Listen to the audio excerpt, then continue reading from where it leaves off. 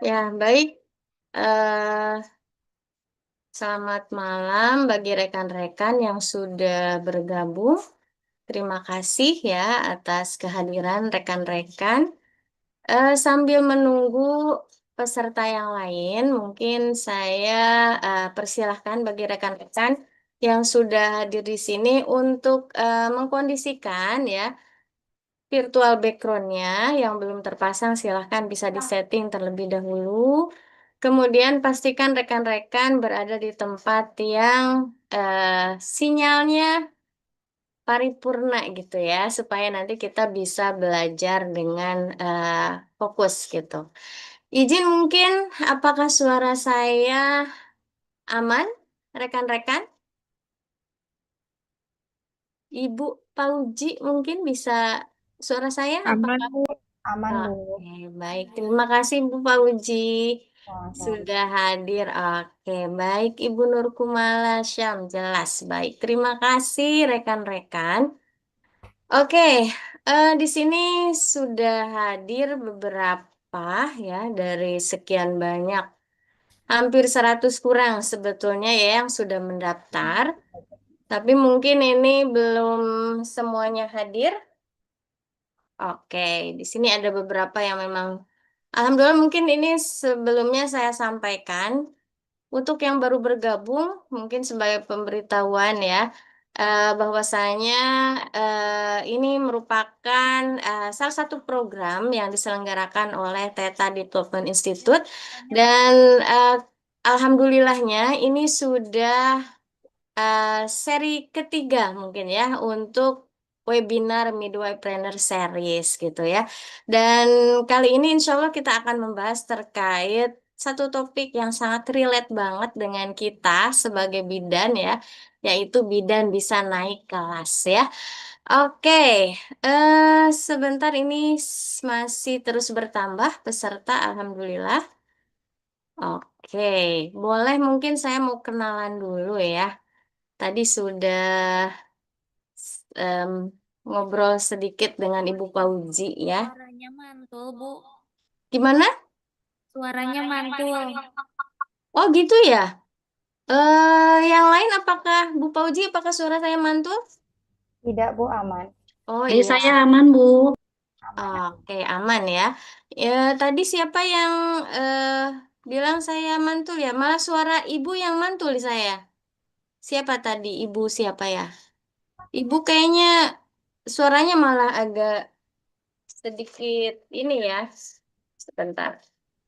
Sebentar ya, saya mau ini dulu sepertinya. Bentar.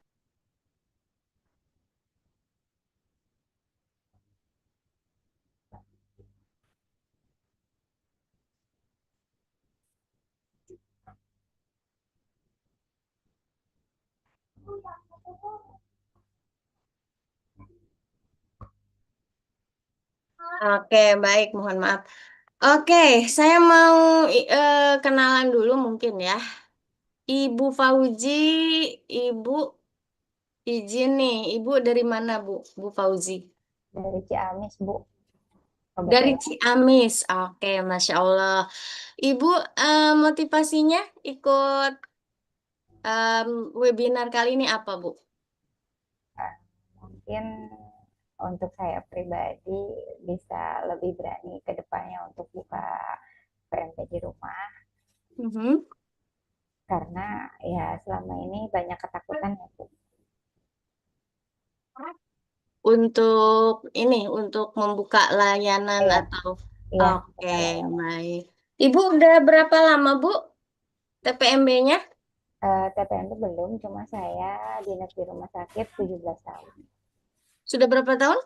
17 tahun dinas di Oh, rumah sakit. oh, udah lama ya. Oke, baik. Mudah-mudahan nanti di sini Ibu bisa mendapatkan inspirasi dan juga mungkin kekuatan lebih ya untuk mengembangkan karirnya ya.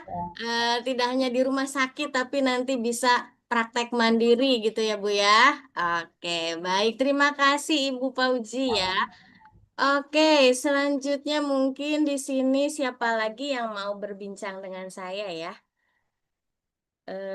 Di sini ada banyak. Kalau di list peserta ada dari Kalimantan, dari Papua, gitu ya. Oke, ada yang bocor ya. Oke, sebentar ya. Hmm, boleh mungkin kita ini dulu ya, absen dulu ya. Coba yang hadir di sini yang sudah stay tune ya dan sudah mungkin sudah mulai fokus ya kita eh, berinteraksi gitu ya. Boleh silahkan tulis ya nama dan asal daerahnya ya. Oke, siapa tahu nanti saya ketemu daerah yang eh, ingin saya ini ya, saya kontak-kontak ya komunikasi. Boleh silakan tulis nama dan daerahnya.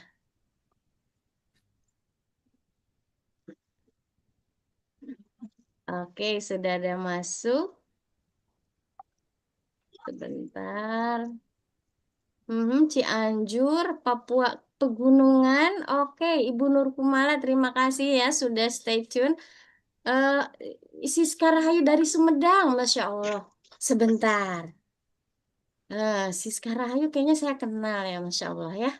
Oke, Iya, Teh Bu. Siska. Oke, sudah buka suara ya. Mana ya Teh Siska? Oke, yang lain boleh silakan ditulis ya. Ditulis nama dan asal daerahnya. Oke, sebentar ya. Mhm. Sebentar ya, saya mau absen dulu dari yang masuk di chat. Dari Bandung, dari Tasikmalaya, oke, dari Gorontalo. Wah, terima kasih Ibu Abelia Putri ya. Kemudian ini dari mana lagi? Dari Solokan Jeruk Bandung. Oke, baik. Ibu Homisah, Masya Allah. Selamat malam Ibu Homisah ya. Tadi ada Teh Siska, Alhamdulillah Ibu Alpriana yang selalu setia ya. Oke, baik. Baik, silakan dilanjut ya. Oke, saya mungkin mau ingin ngobrol dulu nih ya dengan Teh Siska. Boleh mana Teh Siska ya? Iya, Ibu. Assalamualaikum. Waalaikumsalam.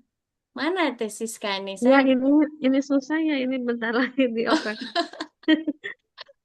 Iya, Bu. Oke, oke, baik ya. Oke, terus bertambah dari Rio. Oke, terima kasih Rio, terima kasih Papua ya. Kemudian ada yang dari Gorontalo tadi ya. Kemudian ini yang sudah on cam ya. Saya mau menyapa juga ya. Sebentar. Oke, tadi saya belum menyapa Ibu Nuri. Assalamualaikum Ibu Nuri. Waalaikumsalam Bu, selamat malam. Selamat malam. Ini pertemuan kedua atau baru sekarang ya? Kedua Bu. Oh iya, saya hafal namanya Ibu Nuri ya.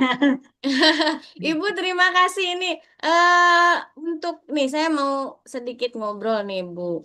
Ini apakah Ibu mungkin ada sedikit pengalaman nih terkait bidan naik kelas atau mungkin bahasa yang apa istilahnya yang kami angkat itu bidan scale up gitu ya. Nah, ini boleh nih, Bu. Kita sharing di sini aja, Bu. Ini apakah Ibu ada pengalaman, mungkin bagaimana kendala atau justru mungkin terobosan yang sudah Ibu eh, jalani gitu ya untuk mengupgrade atau men-scale up prakteknya nih. Boleh sharing, Bu. Kamali. Ibu, ini. Oke, silakan Bu Nuri. Baik, baik izin Ibu. Mungkin kalau saya mendengar kata naik kelas ya Bu, ada banyak hal mungkin ya Bu yang muncul di dalam pikiran saya. Bukan hanya tentang suatu jabatan, suatu pencapaian, tapi saya rasa lebih ke apa yang kita dapat berikan, apa yang kita dapat rasakan dalam khususnya mungkin karena kita bidan dalam pelayanan gitu Ibu. Mungkin salah satunya yang saya rasakan itu saya saat ini merasa naik kelas tuh saat saya mengejar pendidikan Ibu izin. Karena memang tidak bisa dipungkiri di satu sisi memang regulasi kita ya Bu ya dituntut untuk terus berkembang ya naik ya gitu ya naik level mungkin ya. Tapi memang secara kacamata lain kita memang sangat memerlukan pendidikan.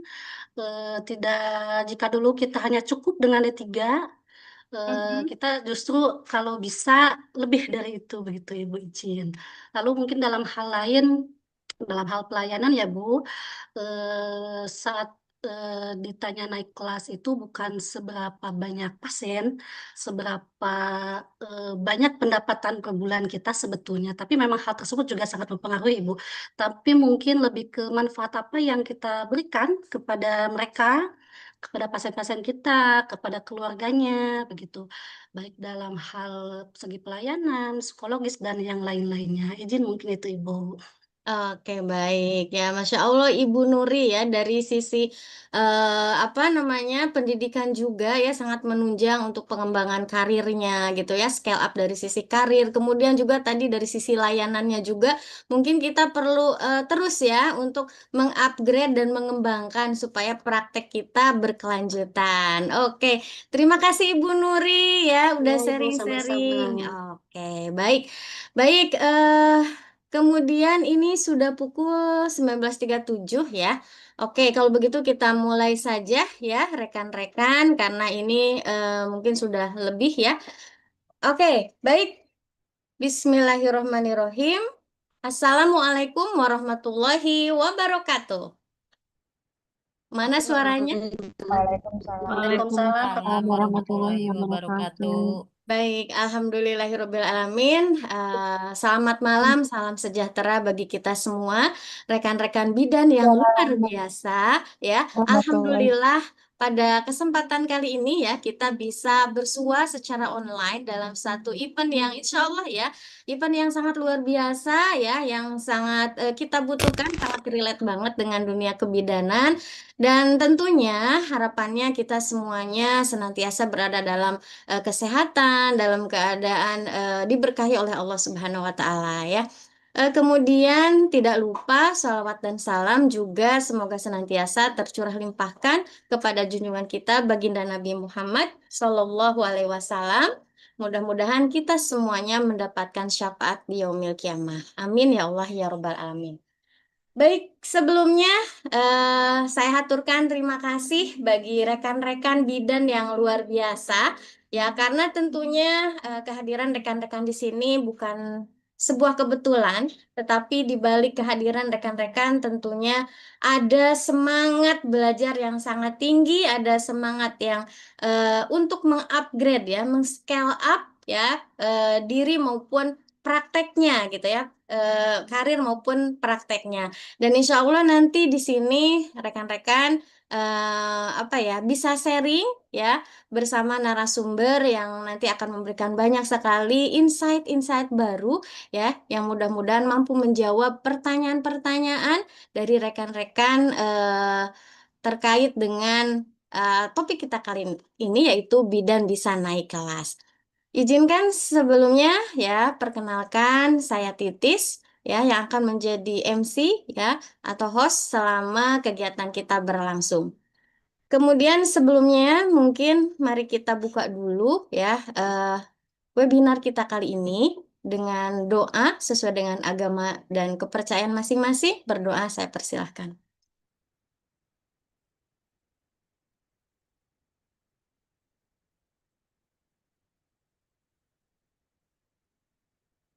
Oke.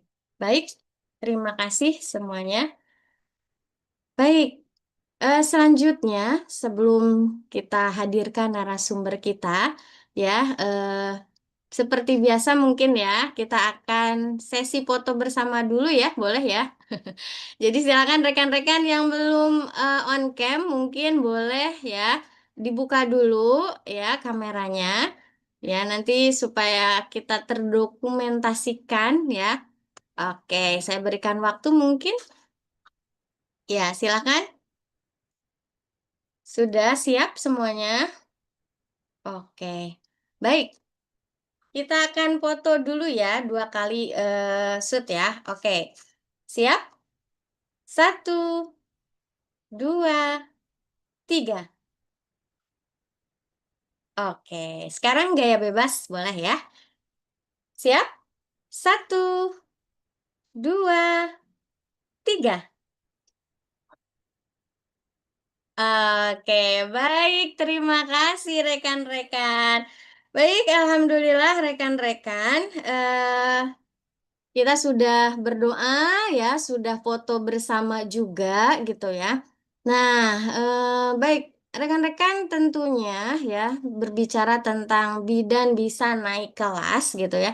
Di sini tentunya ya, banyak sekali ya ibu-ibu ya, rekan-rekan bidan yang punya latar belakang atau mungkin masa kerja yang berbeda-beda ya. Ada yang sudah 5 tahun, ada yang 10 tahun mungkin ya. Atau ada yang lebih dari 20 tahun gitu ya. Kemudian ada juga tadi yang, prakteknya di rumah sakit, belum praktek sendiri dan lain sebagainya. Nah, namun di sini gitu ya, ternyata, lamanya masa kerja, lamanya praktek itu tidak selalu, eee beriringan gitu ya, tidak selalu beriringan dengan perkembangan atau kesuksesan dari, karir maupun layanannya gitu ya. Nah, ternyata ada hal-hal yang lain gitu ya, yang memang dibutuhkan seorang bidan. Tidak hanya skill-nya saja ya dalam bidang kesehatan gitu ya, tetapi saat ini ya para bidan dituntut untuk mampu menjadi seorang midwifery, di mana tidak hanya memberikan layanan kesehatan terbaik, tetapi bagaimana kita sebagai bidan gitu ya, mampu membangun praktek yang terus tumbuh dan juga berkelanjutan ya. Nah, kali ini kita akan mengupas ya terkait, hal-hal yang tadi sudah saya sampaikan bersama narasumber yang tentunya sebagian besar di sini sudah mengenal beliau. Tetapi, mungkin ada beberapa yang memang belum kenal ya. Oleh karena itu, izinkan kami untuk menayangkan, terlebih dahulu profil dari narasumber kita kali ini. Saya persilahkan.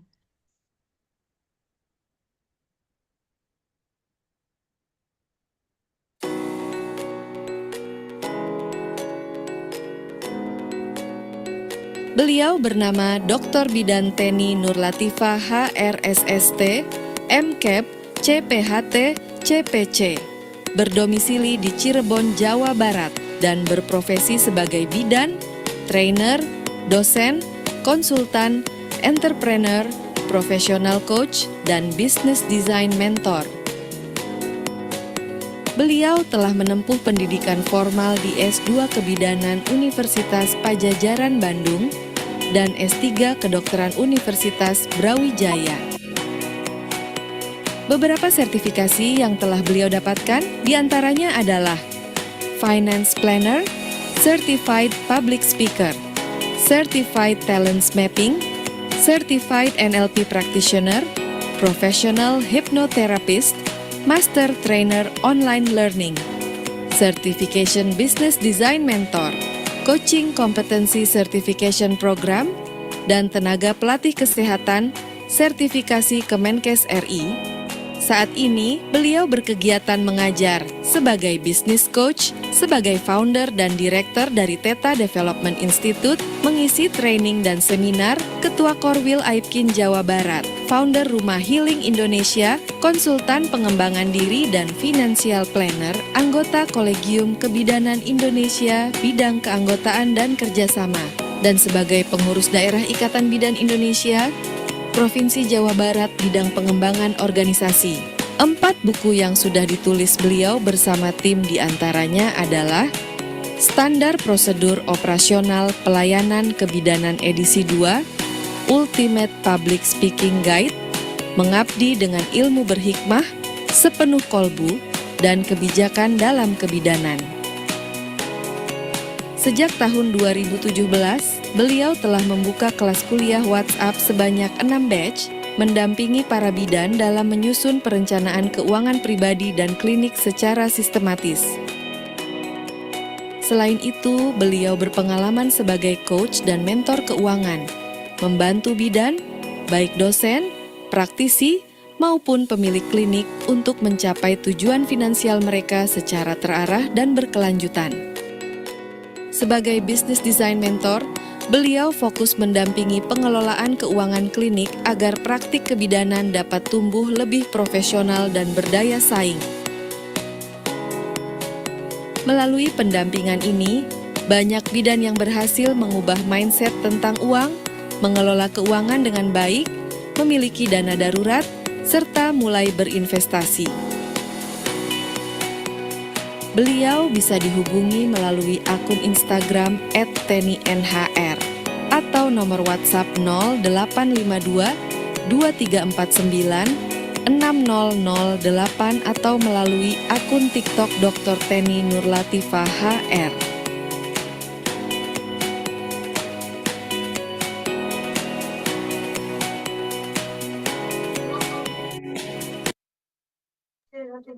Oke, baik demikian tadi ya profil dari narasumber kita.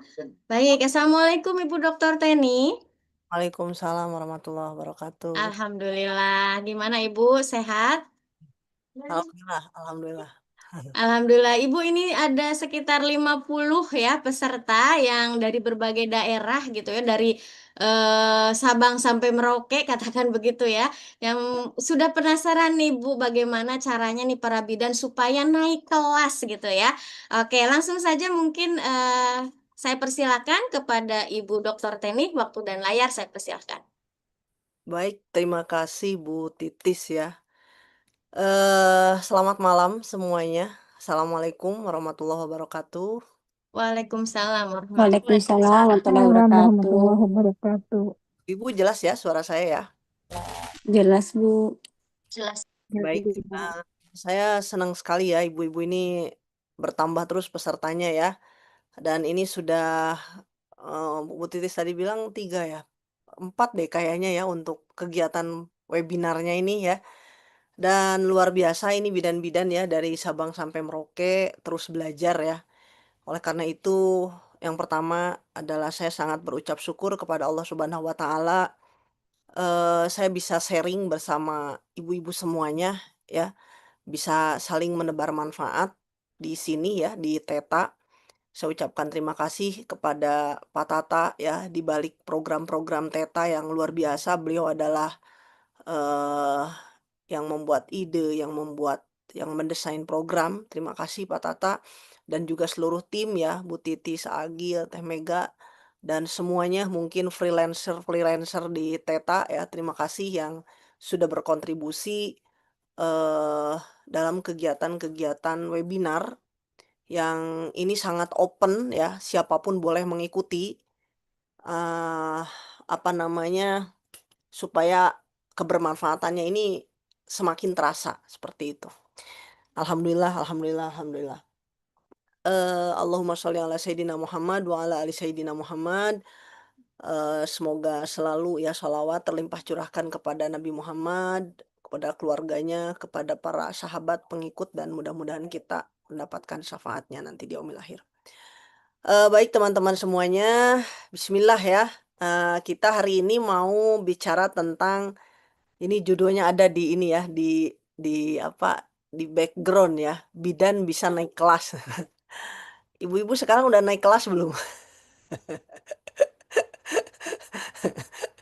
Bidan naik kelas tuh kayak gimana gitu ya? Ibu-ibu sedikit aja ya, saya cerita. Bu Ibu, saya ketika kuliah S3 ini saya 2016 ya. Waktu itu tuh sangat kehitung jari banget Bu, se-Indonesia bidan yang mau kuliah S3 Bu. Ya.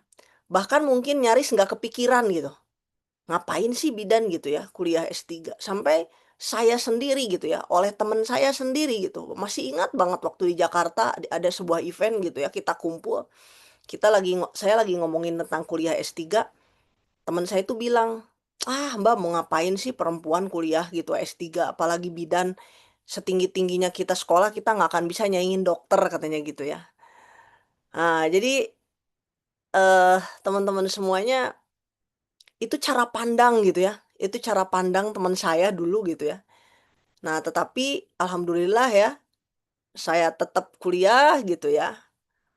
Se-Indonesia waktu itu yang daftar, ada sekitar 20 kalau tidak salah ya, se-Indonesia itu bidan yang daftar di Brawijaya waktu saat itu ya. Karena memang mau kemana kuliah gitu ya, nggak ada S3 kebidanan gitu. Akhirnya difasilitasilah S3 kedokteran gitu. Karena kita liniernya dengan kedokteran. Ternyata yang keterima cuma 4 orang ya dari se-Indonesia itu gitu. Ya saya berpikir ya inilah mungkin takdir saya gitu ya. Nah ternyata teman-teman ketika saya lulus gitu ya, bersama karena kita yang berempat itu lulusnya tuh beda tahun-tahun gitu ya. Tahun ini satu, tahun ini karena susah banget gitu. Nah setelah lulus itu ya saya mendapatkan yang tadi dibilang ya, naik kelas gitu ya. Jadi tadi kalau Bu Neneng itu bilang, ya memang bukan uang betul, tapi ada hal lain, betul banget itu ya. Jadi teman-teman, kalau blak-blakan gitu ya, saya dulu kuliah itu udah bisa habis jual Pajero 1, Alphard 1 gitu ya. Heeh. Dulu kan kalau di Brawijaya itu lumayan ya Bu ya, belum ongkos, belum segala macam gitu.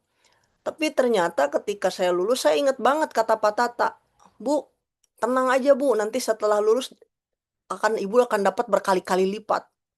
Subhanallah teman-teman semua, dan itu qadarullahnya bener gitu ya. Jadi apa yang saya keluarkan itu ibaratnya saya ngeluarin 100 juta gitu ya ibu-ibu. Itu ternyata Allah ganti tuh bisa sampai 4 kali lipat tuh, bener banget tuh ya. Nah, Pak Tata ada support system saya juga gitu ya beliau. Insya Allah Bu. Nah itu mungkin salah satu naik kelas gitu ya. Nah kemudian setelah itu ya alhamdulillah lah ya. Banyak hal-hal amanah kepercayaan yang diberikan kepada saya bersama beberapa teman saya. Nah namun kita kembali lagi ya teman-teman. Itu adalah hanya sekelumit cerita saja gitu ya. Tentang naik kelas gitu. Nah nanti pasti orang-orang memiliki eh, masing-masing persepsi gitu ya. Hanya saja coba kita lihat gitu ya, definisi bidan naik kelas ini seperti apa gitu ya. Teman-teman semuanya, eh, kita akan bicara, memang di sini itu kita materinya tuh kayaknya fokus ke bidan praktek gitu ya. Tapi teman-teman semuanya, saya kan bukan praktisi ya, saya bukan praktisi gitu ya. Saya adalah praktisi edukasi dan saya praktisi bisnis gitu ya.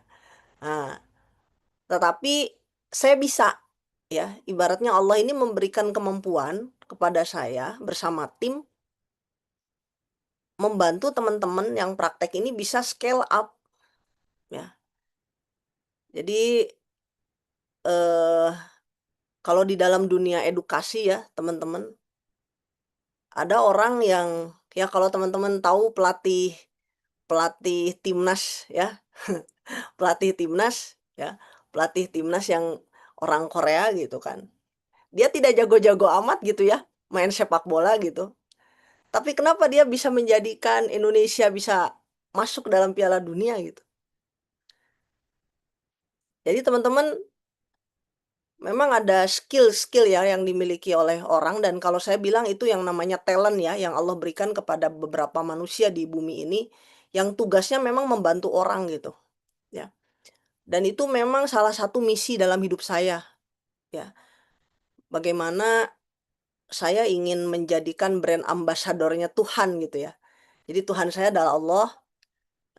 Saya ingin menjadi brand ambasadornya Allah, bagaimana saya bisa membantu teman-teman, karena saya selalu mikir, Allah nih kenapa sih nyuruh saya kuliah gitu ya? Allah nih kenapa nyuruh saya sekolah? Kenapa sih nyuruh saya belajar, nyuruh saya ini, nyuruh saya itu gitu? Oh ternyata mungkin ini gitu ya. Nah jadi eh, alhamdulillah Teta ini sudah banyak menelurkan ya alumni-alumni yang sudah eh sukses ya. Mau hitungannya omset, mau hitungannya karir, udah banyak banget ya, udah banyak banget alumni Teta ya, sehingga ya alhamdulillah sampai saat ini Teta bisa bisa berbagi di mana-mana ya. Teman-teman nanti tahun lalu saya diundang oleh Ketua PP ya di acara PIT ya, Konas, untuk menyajikan ini tentang midwifery ini. Bagaimana bidan ini memiliki mindset entrepreneur gitu. Nah, alhamdulillah ternyata tahun ini saya diundang ke Bali ya, teman-teman siapa yang nanti berangkat November ke Surabaya, insya Allah saya diundang kembali menjadi narasumber di sana, masih seputar midwifery ya. Jangan bosan karena ternyata konsep midwifery ini adalah konsep yang maknyos banget untuk bisa membantu teman-teman bidan naik kelas. Ya.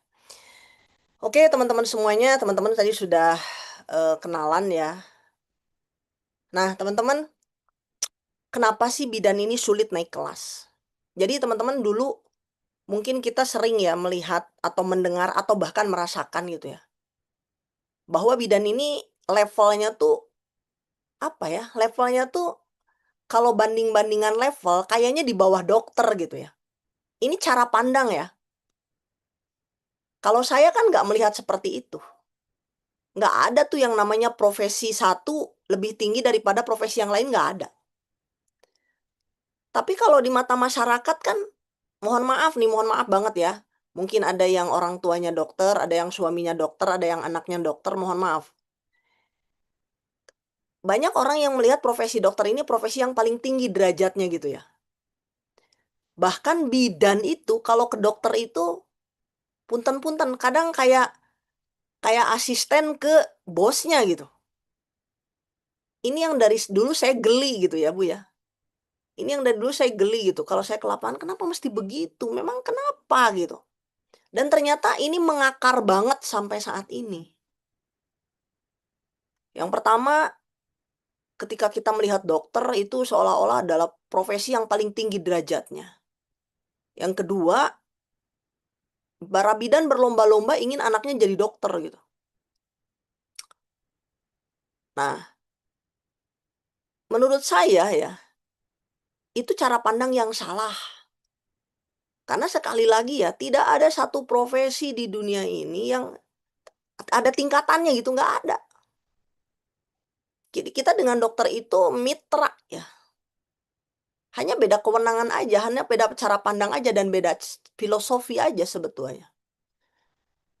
Nah ini ya, bidan harus paham itu. Nah sehingga dulu ketika pertama kali ada kuliah S2 kebidanan di Indonesia, waktu itu adalah Unpad dan UGM. Teman-teman dokter saya bertanya, Bu Teni kalau udah S2 kebidanan emang mereka bisa SC gitu ya? Karena dulu para dokter SPOG ini kebakaran jenggot juga waktu para bidan kuliah ada S2 gitu. Terus saya bilang, enggak dok gitu ya. Kita ini masing-masing profesi punya kewenangan masing-masing, punya tracknya masing-masing gitu. Tetapi kita hanya ingin mengangkat derajat keilmuan kita gitu. Sehingga kita ini bukan asisten siapa-siapa, ini kita profesi yang benar-benar independen gitu. Nah, jadi teman-teman semuanya, mari kita membuka ya, membuka sesuatu yang selama ini pikiran kita ada di dalam bahwa kita tuh enggak seperti itu. Itu salah satu yang mungkin menurut saya disebut bahwa bidan tuh harus naik kelas. Ya. Dan sekarang saya udah mulai lihat ya, banyak para dokter yang jadi anak buahnya bidan. Banyak ya sekarang ya. Jadi bidan yang jadi bos dari dokter sekarang udah banyak. Gitu ya. Terbalik gitu. Ya. Nah, jadi mengapa banyak bidan sulit naik kelas tuh? Pertama adalah realita praktek bidan saat ini. Ya, teman-teman memang kita tidak bisa dipungkiri ya. Apa coba? Bidan digaji itu kecil ya. Kalau kerja kecil, TPMB sekarang ya dengan adanya BPJS ya kecil juga gitu ya. Nah, tadi Bu Titis bilang, masa kerja yang panjang belum tentu membuat praktek berkembang. Yes, teman-teman. Jadi kenapa salah satu yang membuat saya menggelitik teman-teman bikin program midwifery ini adalah ketika saya melihat bahwa bidan-bidan yang dulunya sukses, prakteknya bagus, pasiennya banyak, ketika usianya sudah senja, kebanyakan prakteknya tutup. Ya. Jadi mereka tidak bisa tumbuh gitu ya. Nah, jadi masa kerja yang panjang ini belum tentu membuat praktik berkembang gitu ya. Ini dimanapun ya, teman-teman yang bekerja dimanapun gitu. tidak menjamin Anda lama kerja, karir Anda bagus. Enggak, gitu ya.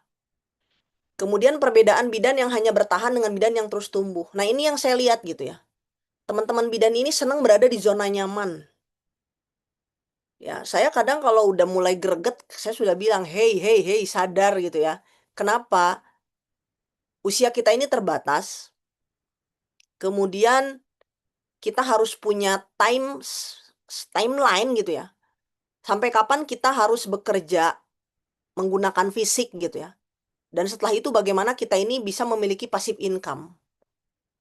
Banyak sekali bidan yang sudah sepuh masih bekerja gitu ya. Nah, kemudian ya masih mencari sesuap nasi begitu. Padahal secara fisik udah tidak mumpuni gitu. Nah, akhirnya apa itu tadi ya? Pokoknya mah praktek sebisanya aja gitu ya, seada waktunya aja gitu. Beda dengan bidan yang terus tumbuh gitu ya. Mereka udah nggak ada waktu lagi tuh buang-buang waktu gitu. Bagaimana waktu ini dipakai buat belajar, buat menyenangkan diri sendiri dengan cara yang positif gitu ya. Nah, ini jadi mengapa bidan banyak sulit naik kelas ya? Karena kondisi kita saat ini, mindset bidannya yang belum tepat gitu. Fokus pada penampilan luar. Saya banyak melihat bidan ini fokus pada penampilan luar. Yang penting saya gaya gitu ya, yang penting saya terlihat seperti kaya raya gitu ya, terlihat seperti sukses gitu ya. Padahal itu sudah pembodohan gitu ya. Nah, kemudian tambah lagi masalah ekonomi gitu ya. Kemudian bidan masih tidak dihargai. Nah, ini masalah-masalah bidan lah ya. Nah, ada 3 penyebab bidan sulit scale up ya. Jadi bahasanya Teta nih ya, scale up atau naik kelas gitu. Meskipun sudah lama praktek. Pertama adalah masih bekerja sebagai pelaksana. Ini teman-teman semuanya.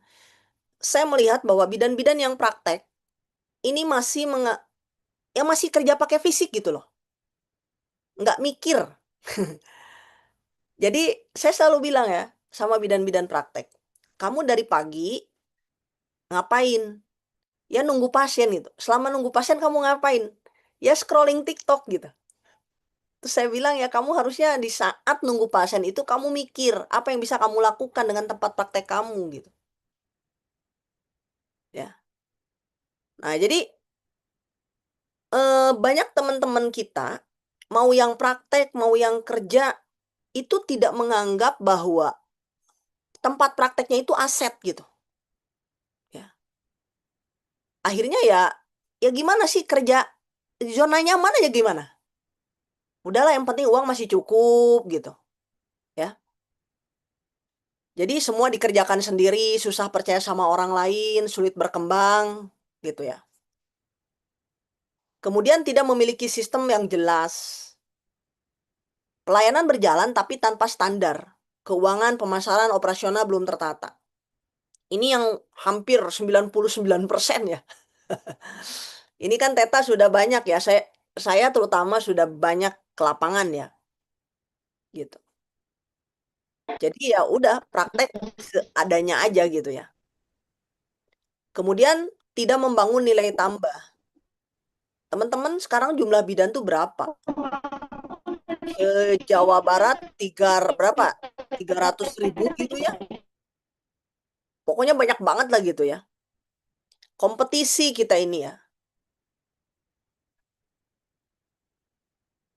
Layanan sama dengan kompetitor, tidak memiliki positioning, tidak memiliki personal branding, sulit meningkatkan jumlah pasien maupun pendapatan.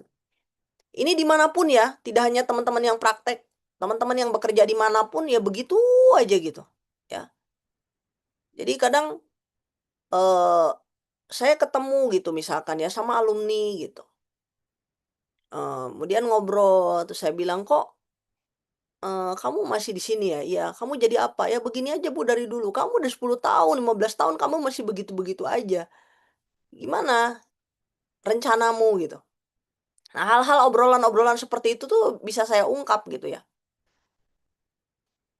Pastilah di dalam hidup ini kan ada yang namanya jenuh ya. Teman-teman jangan sampai menunggu jenuh gitu. Ingat hidup ini adalah kompetisi teman-teman ya. Jadi kalau kita terlalu banyak berleha-leha, terlalu banyak menghabiskan waktu, ingat teman yang lain tuh udah pada kemana, udah pada lari gitu.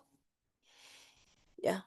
Kemudian ya kebanyakan teman-teman tadi ya ada siapa tuh ibu siapa. Saya yang selama ini nggak berani bu. Ya ini masalah nih. Ya mental teman-teman ini nggak berani gitu. Makanya teman-teman kalau merasa diri tidak mampu dalam artian keberanian ya, tidak berani gitu. Teman-teman cari mentor, cari orang yang bisa membantu, cari bantuan gitu. Minta tolong gimana caranya saya keluar dari zona nyaman ini gitu. Ya. Sedangkan yang terus tumbuh ini hanya sedikit gitu ya. Jadi senang teman-teman ini di zona nyaman. Sehingga tidak melihat bahwa tempat praktek, pekerjaan, itu semua adalah tidak dilihat sebagai aset. Terutama tempat praktek ya. Makanya ya saya selalu bilang ya, sering mungkin saya bilang. Bidannya tua, TPMB-nya ikutan tua. Bidannya mati, TPMB-nya ikutan mati gitu. Ini kebanyakan seperti itu. Kemudian apa? Saya dulu punya misi ya, teman-teman. Bagaimana saya biasa dihargai orang, meskipun saya tidak punya jabatan gitu. Itu salah satu visi hidup saya dulu ya. Karena apa teman-teman? Ternyata manusia ini punya sifat, kalau sudah punya jabatan, itu pengen dihormati gitu ya. Pengen dihargai. Nah ketika jabatan itu lepas, ini agak-agak sakit tuh. Karena kok dulu mah gitu ya, orang datang, bu sini bu tasnya saya ambilin gitu ya. Pas udah nggak jadi pejabat, diantepin aja gitu ya. Apalagi yang biasa naik mobil, tiba-tiba naik motor, udah pasti itu nggak dihargain gitu. Nah emang di dunia ini kayak begitu. Santai aja ya. Nah, Sosialisasi tentang kesehatan. gimana caranya kita ini dihargai orang, tidak karena embel-embel itu gitu teman-teman. Tidak karena embel-embel yang sifatnya duniawi gitu ya. Gimana caranya kita ini dihargai orang bukan karena mobil kita, bukan karena kendaraan kita, bukan karena jumlah uang kita yang banyak gitu ya. Bukan karena barang brand yang kita pakai. Tapi dari value yang kita punya, dari nilai yang kita punya. Oke ya. Nah, jadi bidan tidak cukup hanya menjadi tenaga kesehatan. Jadi teman-teman sudah sampai di sini ya, tobat sekarang. Kita harus berubah. Ya. Saya pernah teman-teman ditawari jadi salah satu pejabat lah pokoknya ya di sebuah fakultas kedokteran. Terus saya bilang begini, lah saya kan bukan dokter. Saya juga nggak tahu ilmu kedokteran gimana. Oh enggak bu, kayaknya ibu cocok deh belajar di sini. Kenapa saya bilang? Dia bilang, dia yang jadi ketua program studi kedokterannya. Selama saya interaksi dengan ibu, saya banyak belajar tentang ilmu yang tidak saya dapatkan di dalam ilmu kedokteran, kata dia. Jadi teman-teman ternyata kita tuh bisa loh out of the box gitu ya. Kita tuh bisa loh keluar dari lingkaran ini gitu ya. Ketika kita punya value, kita punya nilai lebih. Nah ini yang ingin saya ajak kepada teman-teman semuanya. Udah stop kita melihat bahwa kita hanya sebagai seorang bidan, tukang nolong persalinan gitu ya. Bidan pelaksana. Ternyata nggak seperti itu. Saatnya bidan menjadi midwife-preneur. Ini adalah konsep yang saya dan Teta bangun buat bahwa seorang midwife-preneur itu adalah kita melakukan sesuatu ya berdasarkan kebutuhan masyarakat.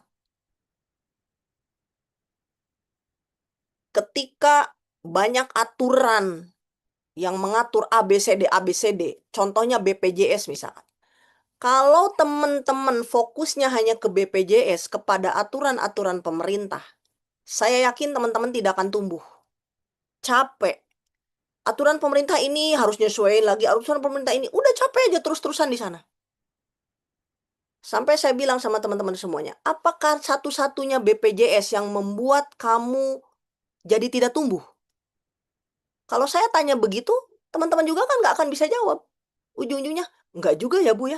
Iya, lawong banyak kok. klinik dan lain sebagainya, TPMB, tempat bersalin, panti sehat, geria sehat, nggak perlu pakai kerjasama dengan BPJS, dia melesat.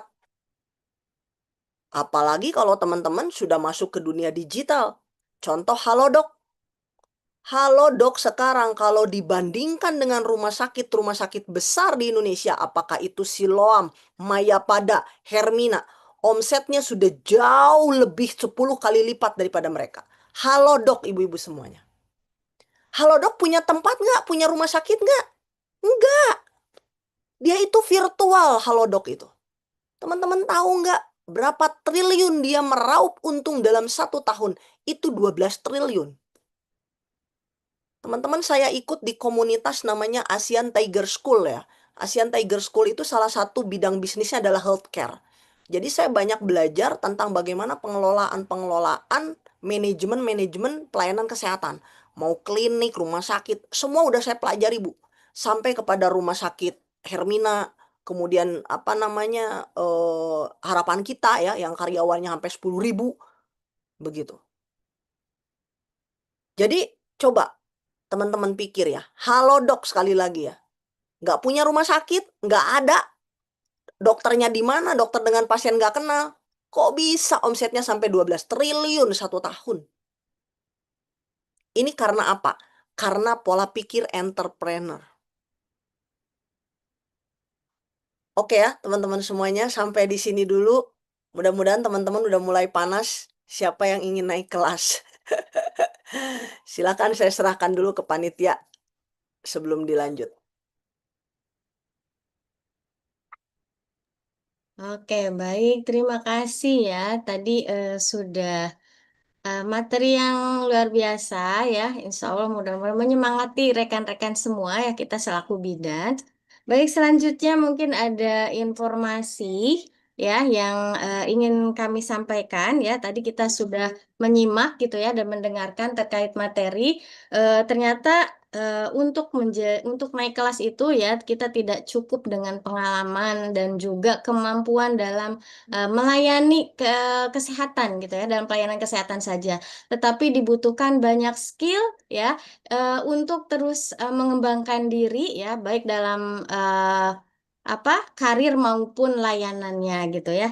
Nah, oleh karena itu tentunya gitu ya, rekan-rekan tidak cukup hanya belajar ya dalam hitungan 1 jam saja gitu ya.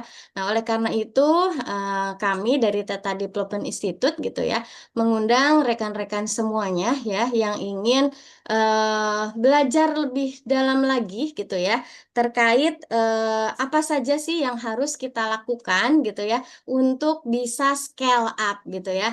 Nah, ini mungkin bisa dibantu panitia untuk share ya informasinya.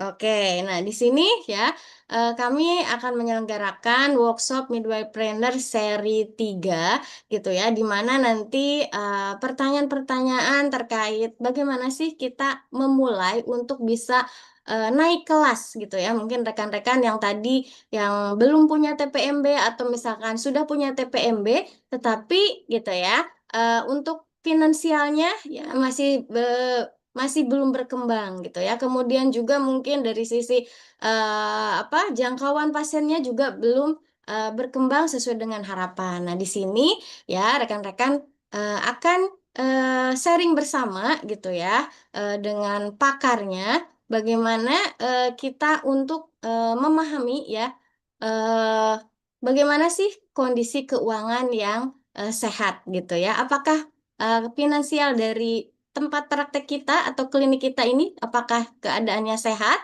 ya, kemudian apa yang harus ditingkatkan dari tempat pelayanan kita gitu ya, kemudian bagaimana cara mengembangkan praktek supaya tempat praktek kita atau klinik kita tidak hanya tumbuh tetapi terus berkembang dan juga berkelanjutan ya, dan yang terakhir bagaimana agar praktek tetap aman dan bertahan dalam jangka panjang atau sustainable gitu ya.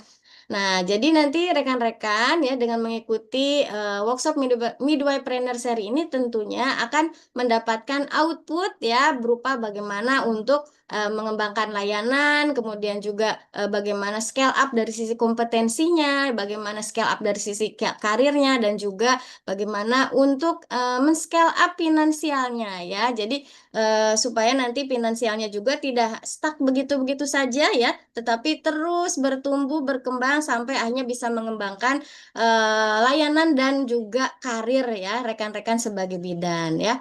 Nah, tidak hanya itu, nanti rekan-rekan tidak hanya mendengarkan materi, tetapi nanti rekan-rekan juga akan diajak bagaimana gitu ya cara mengecek keuangannya secara langsung gitu ya.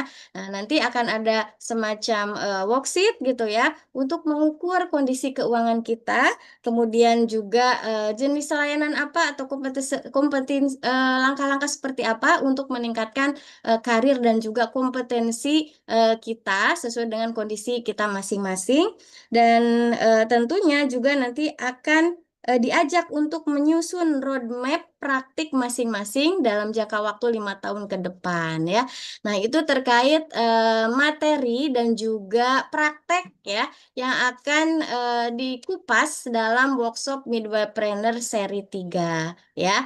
Nah, itu mungkin dari sisi materinya ya. Kemudian dan selain itu ya rekan-rekan dari sisi narasumbernya nanti rekan-rekan akan dipandu gitu ya, akan dipandu oleh seorang midwaypreneur ya, seorang bidan ya, praktisi, tetapi beliau juga merupakan bidan yang berhasil ya menjadi owner dari tidak hanya TPMB tetapi owner dari klinik utama Alpaiha Medica Bandung ya. Kliniknya bisa kita lihat ya dari gambar yang ditayangkan. Kemudian owner klinik Pratama Alfaiha Medica Kuningan. Jadi ada 2 klinik ya, klinik utama dan juga klinik Pratama. Kemudian beliau juga sebagai ketua yayasan dari Rifdatul Faiha dan juga Bidkor UPTD Puskesmas Dago gitu ya. Beliau adalah seorang PNS, tapi Masya Allah gitu ya, beliau mampu menumbuhkan ya TPMB-nya dan juga terus berkembang bahkan scale up sampai memiliki klinik ya. Nah, itu rekan-rekan ya informasi yang kami sampaikan. Ya, silakan rekan-rekan di sini mungkin sudah ada yang punya klinik juga atau mungkin rekan-rekan yang sudah punya TPMB tapi ingin scale up menjadi klinik gitu ya. Nah, ini rekan-rekan bisa belajar dari narasumber kita gitu ya di workshop Midwaypreneur seri 3 ya. Itu saja mungkin informasi yang bisa kami sampaikan gitu ya. Insya Allah nanti untuk info-infonya terus ikuti saja gitu ya. Untuk akun Instagram kami yaitu Teta_Sedep atau juga bisa bertanya ya ke admin gitu ya. Itu saja mungkin. Oleh karena itu langsung saja saya kembalikan lagi ya ke Ibu Dr. Teni untuk melanjutkan sesi materinya. Silakan, Bu. Baik, terima kasih ya. Itu iklan dulu ya, teman-teman. Jadi kami dari Teta akan selalu apa namanya ya, men-sharingkan ya, inspiring ya, bidan inspiring yang biasanya para alumni yang memang sudah sukses membangun ya. Saya minta mereka untuk bisa memberikan inspirasi juga buat teman-teman yang lain ya. Jadi kita itu nggak ada teman-teman orang bisa sukses sendirian ya. Justru sukses yang benar itu ketika kita sukses ngajak teman yang lain, jadi kita sukses barengan gitu ya. Nah gitu. Ya beliau adalah Bidan Sri yang nanti akan sharing bersama kita di workshop Midwaypreneur ya seri 3. Ini udah seri 3 ya. Kita akan bagaimana scale up ya, karena beliau itu adalah betul-betul meniti karir dari nol. Beliau punya TPMB, kemudian dia kembangkan menjadi klinik dan ada 2 klinik. Dan saat ini beliau sedang membangun rumah sakit ya teman-teman. Ada 2 sebetulnya ya yang sudah seperti ini ya. Ada 1 di Soreang ya. Tapi mungkin nanti kita bagi-bagi ya untuk bisa sharingnya bagaimana gitu ya, teman-teman bisa sharing bersama beliau. Nanti mungkin ya di sesi workshopnya pada tanggal 18 Juli ya. Nah, kemudian nanti di workshop itu juga saya selalu bilang bahwa teman-teman kalau pengen sukses itu pondasinya harus dibangun ya, terutama pondasi bisnis. Apa itu? Namanya financial planning ya. Banyak teman-teman bidan yang pinter nyari duit tapi nggak pinter ngelola duit. Sedangkan teman-teman ya, nyari duit mah gampang ya. Bener nggak? Nyari duit itu gampang loh. Tapi yang susah apa? Bagaimana duit itu bisa berkembang berkali lipat ya dengan cara yang lebih baik gitu. Bener nggak? Nyari duit gampang kan? Tapi bagaimana duit itu bisa nggak habis gitu loh. Yang ada justru gimana caranya duit itu bertambah gitu. Tapi bukan dengan dari, misalkan kita nyari duit nih, dapat dari TPMB, dapat dari klinik gitu. Nah, gimana duit yang ada ini kita kembangkan gitu. Nah, selama ini kan masalah kita di sana ya. Teman-teman bidan tuh di sana. Wah, Bu, saya tuh waktu lagi pandemi, udah sampai 1 bulan itu bisa sekian ratus juta. Terus uangnya kemana sekarang? Ya itulah, Bu, saya waktu itu tertarik dengan lending lah, trading lah, sekarang nggak ada gitu. Ya itulah, Bu, saya ketipu temen, saya dipinjam begini-begini. Ya udah begitulah, Bu, saya waktu itu bisnis tapi ternyata udah ya. Jadi di workshop nanti saya akan ngajarin teman-teman bagaimana ngelola keuangan. Karena saya selalu bilang agak sedikit ekstrim. Teman-teman nggak akan pernah sukses bisnisnya kalau teman-teman nggak pernah sukses ngelola duitnya. Gitu. Dan saya akan bongkar dulu bagaimana cara teman-teman mengelola duit rumah tangga, duit keluarga. Ya. Karena ini adalah dua hal yang sisi mata uang yang nggak bisa diotak-atik gitu. Teman-teman nggak akan pernah bisa mengelola bisnis kalau teman-teman mengelola duit keluarga aja belum betul gitu. Ya. Nah, itu jadi nanti ya itu di workshop ya. Kita nggak akan cukup memang kalau di sini. Oke ya, nah kita lanjutkan. Nah, jadi udah jawabannya adalah kalau teman-teman pengen naik kelas, pengen scale up, jadilah midwaypreneur. Ya. Midwaypreneur itu adalah bidan yang memberikan pelayanan berkualitas dan berpusat pada pasien. Tetap ya, kita memberikan pelayanan. Di Teta udah diarahin, teman-teman boleh memberikan pelayanan kebidanan dasar, teman-teman berikan pelayanan holistik. Ya. Jadi holistiknya berikan massage, akupresur, yoga, aromaterapi, herbal, ya, berikan. Tetapi tolong ya, jadi bidan ini nggak usah lebay ya. Misalkan ke pasien itu sayang, sayang gitu ya. Saya suka lihat tuh, bidan kalau ke pasien tuh sayang, sayang gitu ya. Nggak usah lebay begitu gitu ya. Bukan begitu cara ngebangun trust sama pasien itu. Ya. Tetap 5S ya, senyum, sapa, salam. Kemudian touching ya, disentuh ya. Kemudian memanusiakan manusia. Itu yang paling penting. Bagaimana kita memberikan pelayanan itu ke manusia gitu. Jadi teman-teman, kalau teman-teman tahu ya, ini salah satu rumah sakit swasta yang saya tahu aja ya, yang yang saya beberapa kali mendapatkan pelayanan. Contohnya adalah Rumah Sakit Mitra Plumbon. Ya, Rumah Sakit Mitra Plumbon itu kan basicnya ada di Plumbon ya, di sini di Cirebon. Sekarang dia udah buka di Bekasi, di Indramayu, di mana-mana. Dan dia sekarang udah rumah sakit setaraf internasional.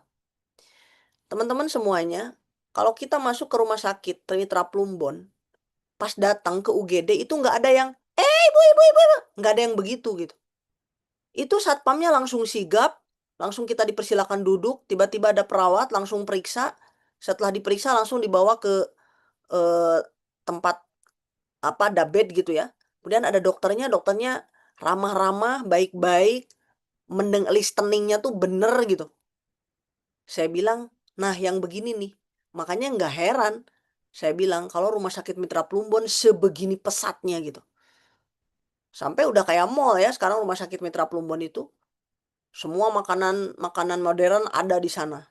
Pakai lift, ada kafe gitu. Nah, jadi saya sering ngobrol sama orang pemerintahan ya, teman-teman. Saya sering ngobrol. Saya bilang, coba bagaimana menurut pendapat Anda? Saya suka ngobrol sama kepala dinas, kesehatan, manapun itu saya ngobrol. Pak, gimana menurut kacamata Bapak? Ke depan, rumah sakit pemerintah, puskesmas ini gimana ke depan? Lihat tantangannya, lihat nih, swasta udah kayak gini. Udah bagus-bagus. BPJS iya. Ya, bisa jadi kalau misalkan tidak siap dengan tantangan ke depan, puskesmas mungkin ke depan udah nggak ada, rumah sakit pemerintah mungkin ke depan udah nggak ada. Saya bilang, wah bener juga ya Bu Teni. Makanya saya selalu bilang, bagaimana cuman satu cara-caranya dalam bikin orang berkembang dan naik kelas itu adalah berpikir entrepreneur. Ya, jadi teman-teman kalau yang masih berpikir dengan kerja itu bisa kaya raya, nggak akan. Kecuali teman-teman korupsi. Tapi kaya rayanya sebentar, ya selebihnya mendekam di penjara gitu. Ya, nggak ada, udah berbisnis gitu. Kemudian mengelola praktek secara profesional, ya. Jadi midwaypreneur itu seseorang yang mengelola praktek itu profesional. Jadi saya suka bilang ya, Anda ini pengen naik kelas gitu ya. Anda pengen naik omset, tapi Anda melihat bisnis ini nggak serius gitu. Kalau orang serius tuh punya waktu untuk ngelola, untuk ngurus gitu. Bukan sambil gitu. Kemudian membangun personal branding. Seorang midwaypreneur itu harus bangun personal branding. Saya selalu bilang, teman-teman medsosnya dipakai. Ya, bukan cuma quality time, family time, my love gitu ya. Apalah gitu ya. Teman-teman pakai gitu untuk membangun personal branding teman-teman gitu. Itu bermanfaat. Kita udah bahas ya personal branding. Personal branding itu bukan flexing ya, bukan ria, bukan mau ujub, bukan.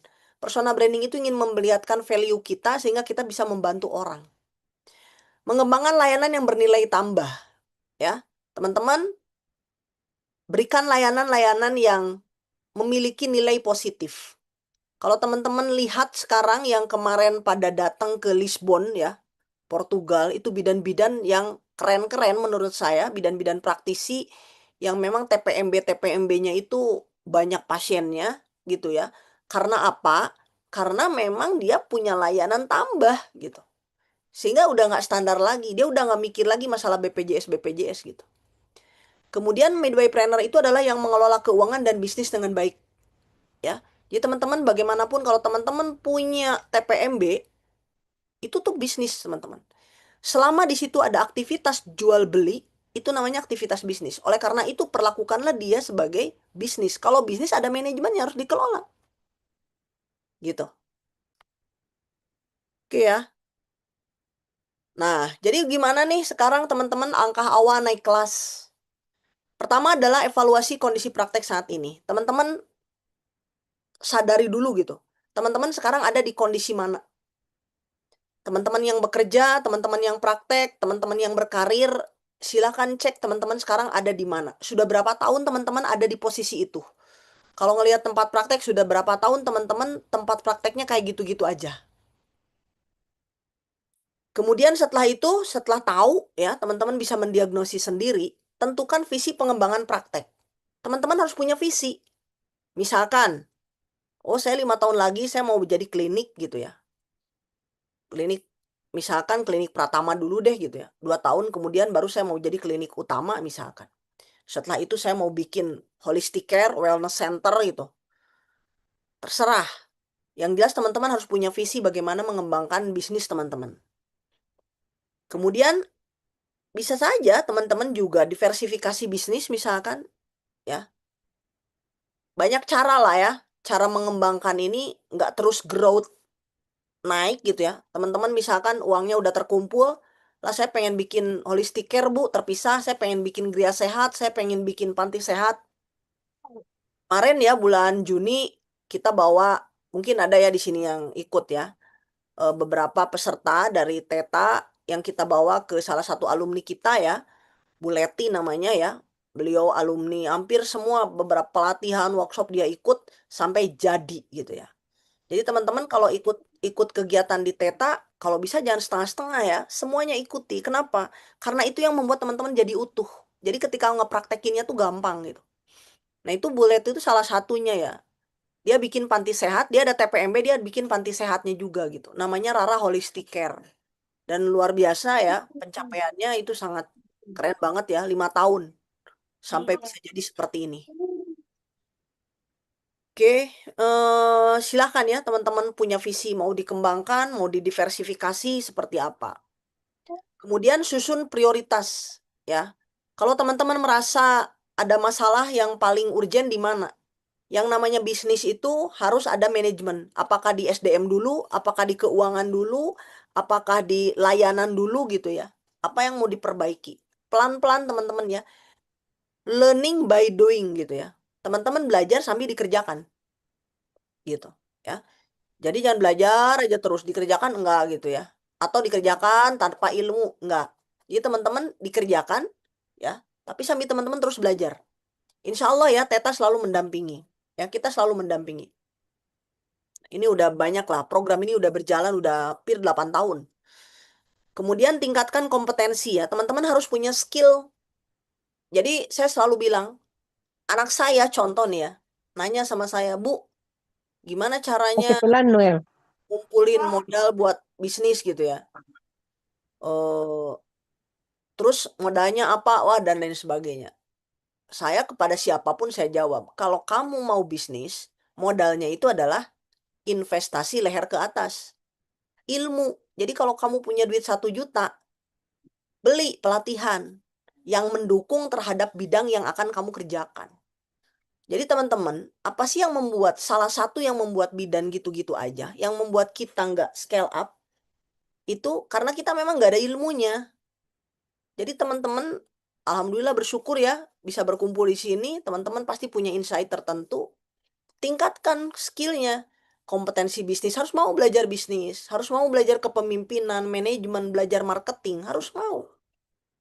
Karena memang kalau kita mempraktekkan sesuatu tanpa ilmu ya nggak akan dapat apa-apa gitu. Oke ya, nah itu langkah awal naik kelas ya. Evaluasi dulu, sadari dulu, kemudian punya visi. Setelah itu susun prioritas apa dulu yang mau kita benahi nih. Nah setelah itu learning by doing. Belajar terus sambil dikerjakan. Apa yang mau dipelajari ya. Di Teta ini banyak banget ya. Teman-teman kita ini memfasilitasi banyak banget ya. Kalaupun teman-teman diminta untuk berbayar gitu ya, ya silahkan aja ya teman-teman hitung investasi yang teman-teman masukkan gitu ya, dengan hasil yang didapat. Wah itu nggak sebanding kalau kita ngomong-ngomongin uang gitu ya. Itu saya dulu pernah ngomong ke alumni ya, salah satu yang sering diputar tuh alumni namanya Bu Halmi gitu. Mbak Halmi punya uang 1 juta nggak? Saya bilang. Ya adalah Bu gitu. Ya udah ikut pelatihan baby massage dulu saya bilang. Ya. Saya pastikan nanti uang 1 juta Anda nggak bakalan nyampe sebulan balik lagi saya bilang. Tapi ilmu yang didapat dengan 1 juta itu akan Anda dapatkan untuk seumur hidup. Nah itulah kalau yang udah merasakan. Akhirnya mereka belajar lagi, oh iya bener Bu. Uang untuk belajar ini nggak ada artinya dengan apa yang saya dapat. Gitu. Kalau udah teman-teman ngedapatinnya nanti kerasa gitu. Kalau sekarang yang belum kerasa ya memang belum kerasa gitu ya. Tapi kalau teman-teman berani aja dulu. Ya. Memang berat biasanya ya kalau teman-teman yang awalnya nggak terbiasa tuh untuk investasi leher ke atas ya. Belajar ilmu. Coba dimulai deh. Insya Allah itu tadi saya contohin ya ketika saya kuliah gitu. Ya udah, setelah itu kok rasa-rasanya gampang banget gitu ya. Oke ya teman-teman. Nah ini ada tambahan dari saya. 5 skill yang nilainya lebih dari sekedar gelar. Karena banyak orang-orang juga yang, Bu Teni, Bu saya setelah ini mau kuliah S3. Saya selalu bilang, Anda kuliah S3 dapat gelar, terus setelah itu Anda mau ngapain? Nggak cukup ya. Anda punya gelar, tapi kalau Anda nggak punya 5 skill ini. 1, komunikasi. Teman-teman, komunikasi ini bukan cuma ngomong biasa-biasa begitu ya. Teman-teman harus memiliki kemampuan public speaking, storytelling, negosiasi, dan mendengarkan yang baik. Yuk kita belajar. Ya.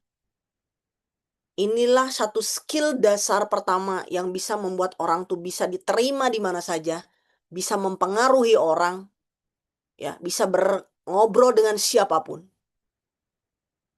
Ada orang ketemu sama saya, Bu, saya tuh malu ya gimana saya mau ngomong sama beliau. Siapa beliau ini? Beliau adalah ketua ini. Coba sama saya di chat ya gitu. Nah, gimana caranya kita bisa begitu gitu? Gimana kita tuh ngobrol dengan siapapun tuh biasa aja. Bahkan ngerasa orang yang diajak ngobrol mau pejabatannya setinggi apapun, bahkan bisa satu level dengan kita kalau ngobrol gitu. Ini ada ilmunya ya. Nomor satu, komunikasi. Itu harus dikuasai. Yang kedua, adaptasi. Teman-teman, jangan ngeluh dengan kondisi. Zaman dulu saya mah, zaman dulu. Udah, stop. Kalau teman-teman masih ngomongin zaman dulu, nggak akan pernah maju, nggak akan pernah berkembang. Adaptasi, nggak bisa. Contoh teman-teman kalau nanya sama saya punya anak 4, 3 anak saya kuliah di 3 negara yang berbeda. Yang satu di Mesir, yang satu di Pakistan, yang satu di Maroko. Orang bertanya, Bu Teni itu ngapain buang-buang anak gitu ya? Yang satu ke sini dan saya jawab, biarkan mereka merantau, biarkan mereka menjadi manusia-manusia yang mandiri. Saya tidak bisa membersamai mereka sepanjang hidup saya. Karena kita tidak tahu 5 tahun yang akan datang, 10 tahun yang akan datang, dunia ini akan seperti apa. Hanya mental yang kuat, hanya spiritual yang mendasari yang bisa menaklukkan mereka menghadapi dunia ini. Coba teman-teman flashback deh ke belakang. Pernah nggak terbayang oleh teman-teman semua, tahun 2025, 2026 ini medsos udah kayak gini, pergaulan, mohon maaf contoh ya sekarang LGBT dan lain sebagainya gitu ya. Udah mengerikan gitu. Pernah nggak teman-teman terbayangkan 5 tahun yang lalu, 10 tahun yang lalu bahwa dunia ini akan seperti ini? Terus siapa yang bisa menaklukkan zaman seperti ini?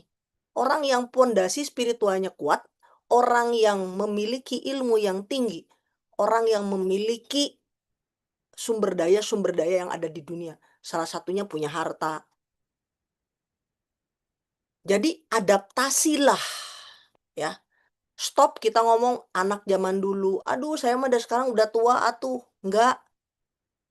Ya, udah nggak ada alasan. Semuanya bisa dipelajari selama kita mau. Oke, adaptasi. Yang ketiga adalah problem solving. Teman-teman, ketika menghadapi masalah, jangan fokus pada masalah terus-terusan, tapi fokus pada solusi. Kalau teman-teman merasa stuck, ya, di tempat praktek, stuck di tempat pekerjaan, langsung teman-teman cari bantuan. Kalau teman-teman nggak bisa bangun sendiri, bagaimana saya lepas dari kondisi ini? Ya, bagaimana saya pengen naik kelas? Gitu. Ya, karena apa teman-teman? Ya, tadi saya bilang ya, ini zamannya udah berubah. Teman-teman, silakan teman-teman yang punya tabungan, mau tabungan apapun. Ketika sekarang naik Pertamax jadi sekian harganya, apakah teman-teman gajinya naik? Enggak kan? Emang siapa yang mau mikirin teman-teman? Pemerintah kita mau mikirin teman-teman. Ketika Pertamax naik, BBM naik, daya beli akhirnya jadi rendah. Investor sekarang pada lari ke luar negeri. Apa coba yang terfikirkan oleh teman-teman 5 tahun, 10 tahun, 15 tahun yang lalu? Mereka yang meraup kekayaan di saat ini adalah mereka yang sudah memikirkan investasi di 10 tahun yang lalu, 15 tahun yang lalu. Ya, jadi teman-teman jangan nunggu sampai angka rupiah kita lemah banget. Ya. Anda kerja gaji Anda nggak naik meskipun BBM naik gitu. Jadi problem solving ini harus dipikirkan dari sekarang. 5 tahun yang akan datang kira-kira usia saya segitu udah ngapain ya? Anak saya udah di mana ya? Apa yang harus saya lakukan dari sekarang? Jadi fokus pada solusi. Setiap saat, setiap waktu. Saya ngajak teman-teman untuk berpikir itu setiap saat, setiap waktu. Makanya bagi orang-orang yang tumbuh, bagi orang-orang yang terus bergerak, waktu ini terasa sangat singkat. Karena memang gak ada waktu untuk berleha-leha. Yang keempat adalah creative thinking. Teman-teman harus kreatif. Ya. Di tempat praktek, kalau teman-teman ngerasa, duh omset saya begini-begini aja. Selalu orang-orang konsul sama saya, Bu Teni gimana caranya naikin omset, cara naikin profit. Semua pertanyaannya begitu.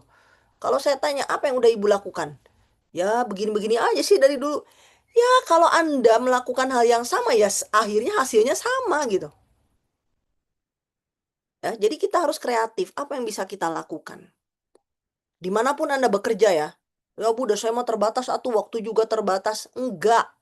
Ya, selama Anda punya kemampuan, Anda kemauan mau belajar, ya, itu semua ada. Jadi berpikirlah dari sekarang, kreatiflah dari sekarang pada hal-hal yang positif. Dan yang terakhir adalah skill leadership dan kolaborasi. Ini udah kita bahas ya di workshopnya, di webinarnya juga. Bangun relasi teman-teman. Jadi ketemu orang itu bukan hanya transaksi gitu ya, tetapi bangun bahwa di sanalah mungkin nanti kita ada rezeki gitu ya. Setiap ketemu orang, bangun relasi dimanapun, mau di angkot, di kereta, di bis, di pesawat, bangun relasi, bangun kepercayaan. Ya, belajar komunikasi untuk bisa pengaruhi orang, ya. Kemudian selalu belajar bekerja sama di dalam tim. Ya. Belajar untuk membangun networking, belajar membangun karena kita bisa sukses, kita bisa dihargai orang, kita bisa mendapatkan di hati orang itu ketika kita dipercaya. Siapa sih yang mempercaya kita kalau bukan orang yang kenal kita kan? Artinya semakin banyak kolam yang kita kenal, maka kita akan semakin mudah memberikan manfaat kepada orang, akan semakin mudah kita dipercaya orang. Udah nggak usah ngomongin duit, nggak usah ngomongin jabatan, nggak usah ngomongin kedudukan. Itu semua dapat Anda raih. Karena hakikatnya jabatan, hakikatnya kedudukan atau apapun itu semua adalah sebetulnya apa coba? Financial freedom dan time freedom. Ya, bebas waktu dan bebas uang. Anda mau ngapain terserah saya. Ya, orang kalau udah melihat Anda bebas waktu dan bebas uang, gak akan ada yang berani ngotak-ngatik waktu Anda. Anda ke kantor ibaratnya, loh kok kamu ke kantornya kesiangan? Ya ada karena saya emang udah nggak ngitung lagi uang transport gitu ya. Karena Anda udah bebas finansial dan bebas waktu. Oke ya, 5 skill ya. Komunikasi, adaptasi, ya, kreativitas, leadership, ya, kolaborasi. Itu adalah skill yang harus Anda miliki, tidak hanya sekedar gelar.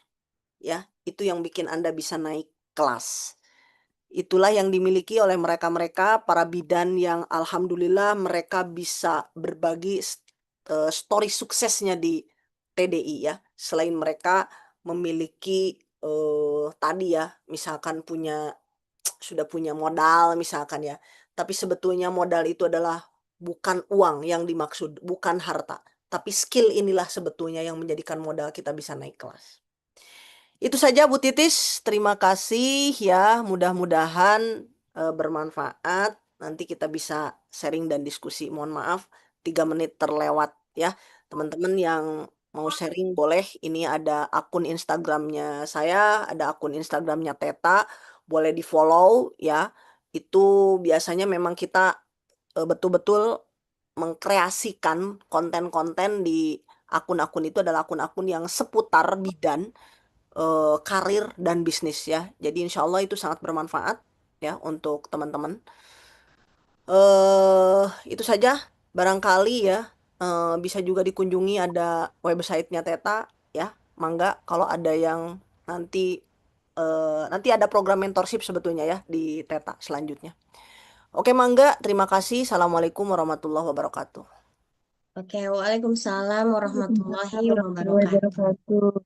Baik, terima kasih Ibu Dr. Teni. Tadi materi yang luar biasa ya. Dan pesertanya juga kali ini alhamdulillah luar biasa ya. Dan tidak lupa saya juga menyapa rekan-rekan yang bergabung di YouTube. Terima kasih ya, karena ada juga yang apa ya, bergabung lewat YouTube. Oke, baik.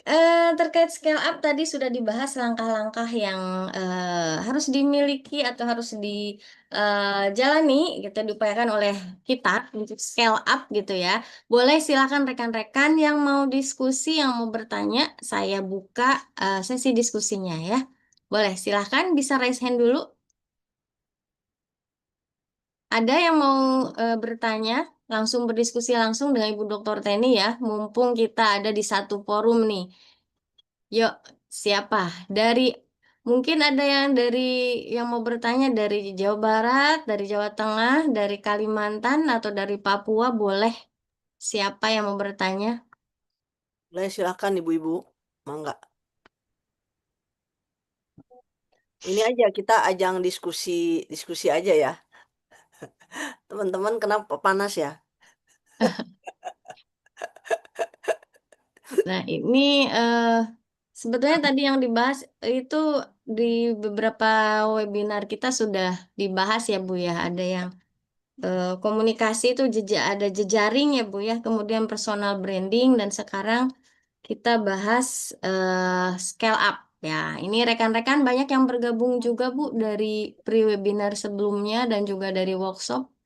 Yuk, siapa yang mau? Malam, Oke, silakan. Siapa? Ibu Dete atau siapa? Ada yang mau bertanya nggak iya, tadi? Di chat juga boleh ya teman-teman kalau nggak mau langsung. Mangga. Boleh, silakan. malam Bunda. Malam. Malam, Ibu. Silakan Ibu Dete. Boleh Ibu Ya, apa bisa dibuka kameranya? sudah saya buka, tapi saya ini lagi di jalan. Saya baru habis lepas piket Oke, siang. baik, Ya, baik, jadi baik. Tidak apa-apa. di, di perjalanan ini saya sudah buka Ya. kamera, tapi karena di jalan jadi kelihatannya gelap. Gelap ya Bu ya. Oke, silakan Ya, Ibu Dete dari Ibu Bidan Dete Sores. Dari mana Bu? Silakan. mohon izin perkenalkan nama saya Bidan DT Suarez, SST Cap MKM.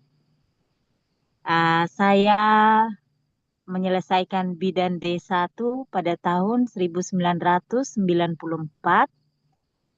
kemudian bidan D3-nya 2013, lanjut D4 waktu itu di Universitas Kadiri di Kediri, dan saya mengambil Kesmas, Kespro itu di salah satu universitas negeri di Nusa Tenggara Timur.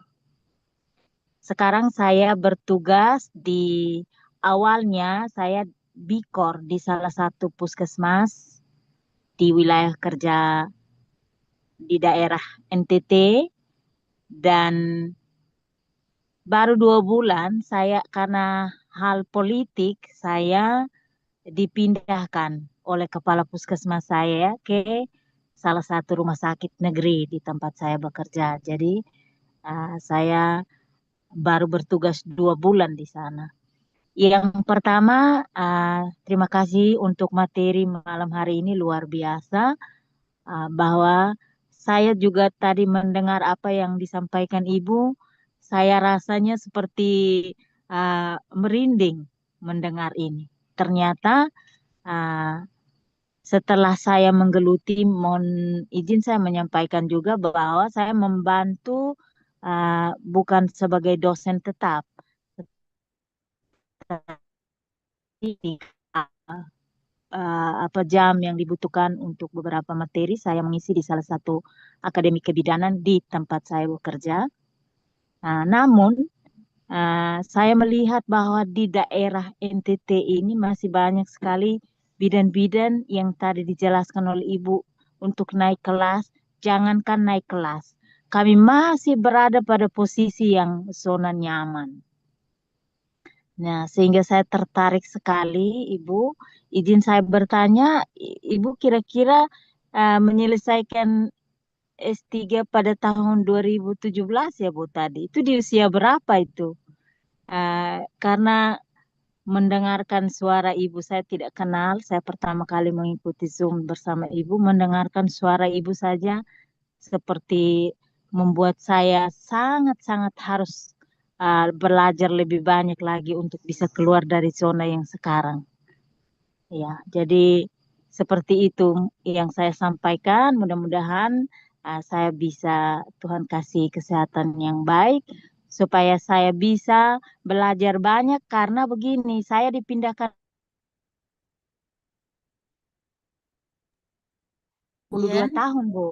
Jadi apa bekerja yang gesit seperti yang usia sebelum itu sudah tidak bisa. Jadi saya menjalankan tugas karena sebagai seorang ASN, saya bekerja yang seperti waktu saya masih sehat dan kuat. Maaf, saya juga sudah sakit-sakitan. Sehingga yang seperti tadi Ibu jelaskan itu, saya harus Sinyalnya kurang aman. pesan untuk bisa memperbaiki ke depan saya punya pribadi dulu. Seperti itu. Terima kasih. Mohon maaf bila ada yang tidak berkenan. Selamat malam untuk kita semua. Ya, Oke, baik. Terima kasih Bu Dete. Silakan langsung ditanggapi saja, Bu. ya. Bu Dete, saya senang sekali ya, meskipun saya nggak bisa melihat wajahnya Bu Dete ya. Bu Dete tahu webinar ini dari mana, Bu? Saya pernah searching di Facebook, tapi saya sudah lupa. Ah, Ternyata saya langsung dijawab, terus diundang ke grup ini, saya ngikutin. Diundang ke grup ini, terus bilang, oh nanti ada Zoom, silahkan daftar dulu, saya mendaftar. Gitu, saya mengikuti. Nah, makanya tadi itu sambil menunggu jemputan, saya sudah siap untuk masuk di Zoom. Jadi saya ya, sudah berdiri di depan rumah sakit, sudah keluar dari ruangan, itu saya sudah siap-siap masuk. Saya masuk tadi mungkin pesertanya ya. Baik, Bu Dete, terima kasih banyak. baru berapa, 6 atau 7 orang tadi. Ya, Dan saya mohon izin nanti saya ambil nomornya Ibu ya. oh boleh, boleh, boleh, Oke, boleh, Ibu, boleh. mohon izin. Ya, Oke, ya, makasih Bu. ya, sama-sama. Ya, Bu Titis tadi nanya ini ya, nanya lulus. Bu Dete, terima kasih banyak ya. Senang bisa eh, bertemu di sini ya. Mudah-mudahan memang ini adalah PR kita di Teta ya. Ini Pak Tata insya Allah menyimak nih ya. Jadi kita udah banyak sebetulnya alumni dari wilayah timur ya. Hanya memang ya memang harus bertemu ya bagusnya tuh ya. Bertemu gitu ya. Jadi memang kita bisa melihat gitu ya. Kita apa namanya apa sih yang dibutuhkan gitu ya di daerah sana itu gitu. Bu Dete di NTT ya. Saya lulus lulus S3 itu 2021, Bu. Ya, 2016 itu jadi saya tuh lulus 2010 S2, hanya setelah itu saya udah pengen S3, Bu. Tetapi S3 kebidanan kan nggak ada, Bu ya. Nah, jadi saya sudah ke Iya, pusat, kemana dan lain sebagainya gimana nggak ada Mbak Teni gitu ya. Nah, akhirnya inisiatif lah waktu itu Aipkin ya ngumpulin bidan-bidan se-Indonesia siapa yang mau kuliah itu difasilitasi oleh Brawijaya. Jadi Brawijaya itu akan memfasilitasi S3 kebidanan waktu itu. Tapi ternyata gagal juga Brawijaya karena kan harus ada syarat S3 profesor bidan gitu ya. Boro-boro Bu waktu itu ada profesor ya. Nah, jadi akhirnya tetap S3-nya kedokteran, tetapi kita peminatannya difasilitasi kebidanan. Tapi ternyata Brawijaya juga tetap memberlakukan proses seleksi, Bu ya. Jadi waktu itu dikumpulkan itu ada sampai 100 orang, Bu, di Brawijaya bidan yang waktu itu mau kuliah ya. Itu tahun berapa ya? Lupa saya 2012, 2000 berapa lah ya gitu. Ternyata ada 20 orang yang berminat kuliah, tapi yang keterima hanya 4 orang. Se-Indonesia, Bu, waktu itu ya. Bidannya itu. Itu jadinya nggak ada, Bu. Kebidanan nggak ada gitu. Jadi saya juga adalah fakultas kedokteran biomedik gitu. Saya ambil biomedik, Bu. Makanya kenapa tadi saya bilang ya, lumayan ya mahal tuh Brawijaya. Sehingga saya selalu bilang sama bidan-bidan, jangan ada yang ngikutin saya ya. Kalau mau S3 ke yang lain aja lah gitu ya. Jangan ngambil biomedik gitu. Nah, nah jadi saya masuk 2016, lulus 2021, Bu. Ya, jadi 2021 masih sedikit banget ya, Bu ya, S3 gitu. Kemudian disusul oleh teman saya 2022 ada yang lahir satu orang seperti itu. Begitu Bu. Nah tapi sekarang kayaknya lebih ini deh lebih cepet ya, lebih cepet lah gitu teman-teman ya. Hanya tadi yang saya bilang ya, saya waktu itu pengen kuliah S3 itu udah dari tahun 2010 Bu, dari 2012. Hanya karena memang tidak ada yang memfasilitasi saja gitu. Waktu itu teman-teman belum berpikir untuk kuliah S3 gitu. Nah akhirnya ketika ya kita keluar ketika saya lulus gitu 2021 kan jadi barang mahal ya Bu ya. Jadi barang mahal gitu karena sedikit S3-nya. Nah, ya kalau kalau jadi barang antik kan kalau ada yang mau beli jadi mahal ya Bu. Nah, seperti itu gitu. Itu yang bisa saya contohkan bagaimana bidan ini kita bisa naik kelas. 2021 Bu saya lulus. Seperti itu Ibu. Mudah-mudahan teman-teman sekarang mah kayaknya ini deh apa namanya lebih mudah kalau sekarang Bu ya. Oh, banyak sekarang bidan-bidan udah mulai S3 sekarang. Gitu Bu Dete, mudah-mudahan bisa menjawab. Bu Dete semangat. Oke. Baik Ibu Ya, Dete. terima kasih. Oke, baik. Terima kasih ya. Wah, kita bisa bersilaturahmi, alhamdulillah ya lewat webinar ini. Baik, selanjutnya ada yang mau bertanya lagi? Kita masih ada waktu mungkin satu penanya lagi mungkin boleh? Teman-teman kalau yang mau bertanya lewat chat juga boleh ya. Mangga, silakan. Ya. Assalamualaikum Bu. Waalaikumsalam warahmatullahi wabarakatuh. Silakan Ibu Tessa Oktavianita. Mohon maaf off cam ya. Oke, baik, Ini silakan. saya mau sharing ya Bu. Waktu itu kan saya udah ikutan prenatal yoga bareng dari Teta ya Bu. Cuma belum saya aplikasikan Bu sampai sekarang gitu. Nah, kendalanya karena tempat ya mungkin. Tapi alhamdulillah sekarang udah ada perbaikan di ruangan praktek. Nah, insya Allah saya ke depannya ingin upgrade juga ya Bu. Karena kan saya udah ikutan pelatihan prenatal yoga 2 kali, tapi belum diaplikasikan. Nah, saya sempat down Bu, buka praktek, padahal baru 5 tahun ya. Mungkin karena dari lingkungan gitu Bu, jadi di saat ada ingin kemajuan, tapi yang bikin saya nggak enak gitu. Ya. Gitu. Nah, nggak bisa saya jelasin secara detailnya gitu ya. Cuma ada beberapa faktor yang itu katanya bukan kewenangan bidan Allah atau apalah gitu. Jadi ingin maju tapi kok ada yang bikin gitu. Jadi saya harus gimana gitu Bu, supaya tempat praktek saya juga kan harus berkembang ya. Apalagi kan saya baru buka praktek kan 5 tahun, usia masih muda, masih panjang lah gitu. Sedangkan di kebidanan juga kan banyak gitu ya yang lulus bidan sekarang gitu Bu. Nah, untuk kedepannya saya harus gimana gitu Bu ya. Terima kasih. Oke, baik izin Bu Teni sebelum menjawab saya mau mengingatkan dulu peserta di link Zoom itu ada link absen. Silahkan diisi dulu karena link Zoom ini tidak di-share di WA Group, hanya ada di link Zoom. Nanti akan ada penawaran khusus bagi yang mengisi link Zoom terkait workshop Midwaypreneur seri 3. Ya, silakan mengisi link absen. Mangga, saya kembalikan Ibu Dokter Teni, mohon maaf tadi menyela. Ya, Silakan. oke. Ya, teman-teman terima kasih ya ininya. Mangga kalau yang mau bertanya silakan ya, bisa di chat juga. Mumpung waktunya ada.